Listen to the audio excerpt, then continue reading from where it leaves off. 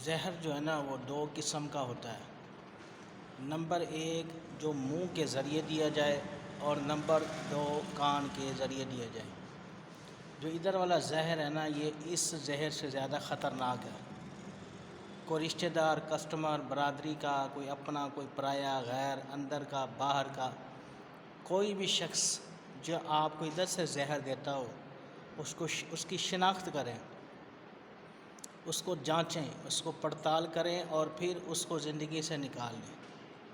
कोई सोच भी हो सकती है, कोई ख़याल, कोई वीडियो, कोई ऑडियो, कोई बात, कोई जुमला, कोई फ़िक्रा, कोई सेंटेंस जो आपकी ज़िंदगी को ख़राब करे वो चीज़ें ज़िंदगी से निकाल कर फेंक दें, आप कामयाब हो जाएंगे। नबी पाक सल्लल्लाहु अलैहि वसल्लम ने 4 ब्रांड को तैयार किया। वो 4 कौन से ब्रांड थे इस वीडियो के न सुने। एक हज़रत अबू बकर सदीक़, फिर उमर फ़ारूक आज़म और उस्मान गनी और मौला अली। ये 4 ब्रांड तैयार किए। इस 4 ब्रांड के अंदर जो है पहला ब्रांड जो है अबू बकर सदीक़ के अंदर सदाकत को बाहर निकाला और उमर की इंसाफ और अदालत को बाहर किया, यानी ये खूबियाँ थी।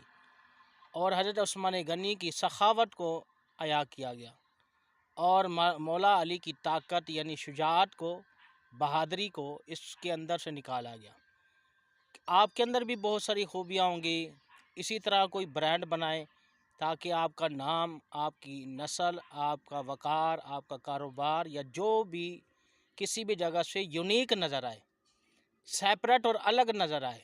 जिस तरह शाहीन बाज जो है वो तमाम परिंदों पर सबकत ले गया, इसी तरह आप भी अपना ब्रांड तैयार कर सकते हैं, सदाकत का, इंसाफ का, सखावत का या शुजाअत का।